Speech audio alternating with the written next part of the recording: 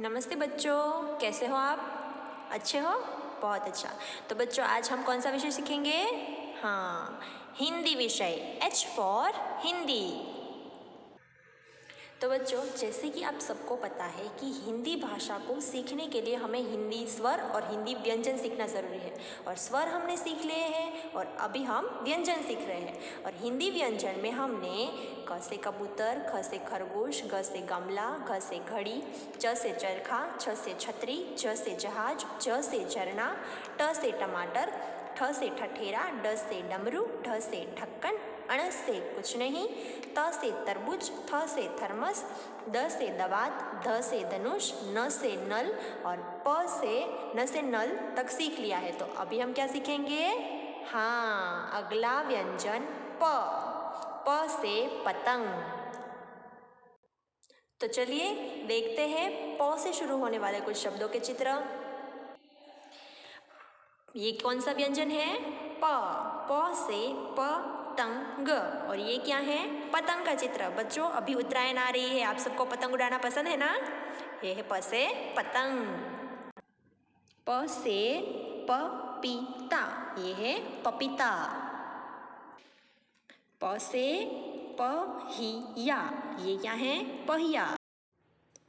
ये क्या है? प से परवल, प से परवल। परवल एक सब्जी यानी कि वेजिटेबल का नाम है। तो बच्चों आइए देखते हैं कि प से पतंग कैसे लिखा जाता है। हम इसमें कौन कौन सी रेखाओं का उपयोग करेंगे? प से पतंग लिखने के लिए सबसे पहले हम यहाँ से ऊपर से शुरू करते हुए एक छोटी सी खड़ी रेखा बनानी है। छोटी सी खड़ी रेखा। फिर इसी खड़ी रेखा को जोड़ते हुए नीचे की तरफ मोड़ ले लेना है। ये मोड़ हमें दाहिनी तरफ लेना है। ठीक है बच्चों, मोड़ ले लेना है। फिर खड़ी रेखा, थोड़ा सा मोड़ ले लो एंड फिर यहाँ से आपको इसी खड़ी रेखा और मोड़ यानी कि ये आधा कर्व हो गया है ना बच्चों, तो इसी को जोड़ते हुए यहाँ पर एक दूसरी बड़ी खड़ी रेखा कर देनी है। कैसे करेंगे? खड़ी रेखा, मोड़ ले लेना है, फिर उसी से जोड़ते हुए एक बड़ी खड़ी रेखा कर देनी है और हिंदी अक्षर में ऊपर की तरफ आड़ी रेखा। है ना? बहुत ही सरल बच्चों, बहुत ही आसान है प लिखना। ये हो गया प से पतंग। तो बच्चों देखिए यहाँ पर हम क्या करेंगे? ट्रेस एंड राइट प, यानी कि बिंदुओं के ऊपर लिखो प।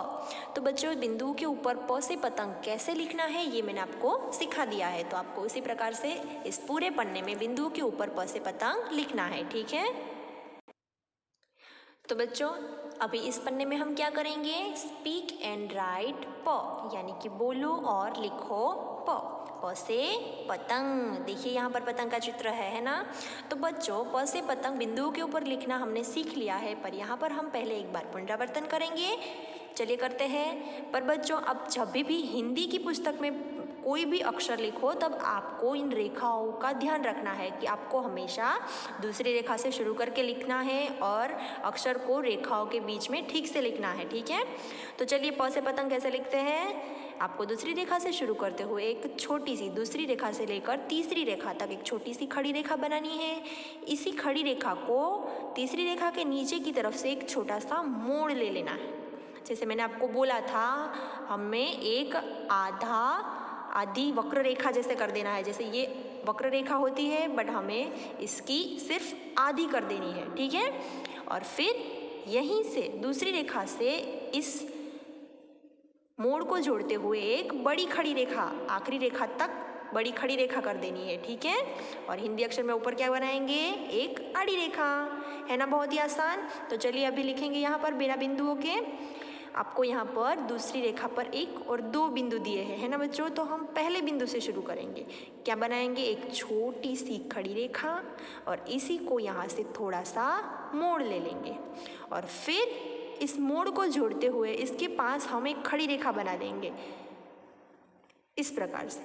बच्चों यहाँ पर दूसरे बिंदु का उपयोग हम नहीं करेंगे क्योंकि ये बिंदु थोड़ा सा दूर है। हम सिर्फ ऐसे ही लिखेंगे, एक छोटी सी खड़ी रेखा, थोड़ा सा मोड़ और इसी को जोड़ते हुए पास में एक खड़ी रेखा बना देंगे। ठीक है? और हिंदी अक्षर में ऊपर की तरफ आड़ी रेखा।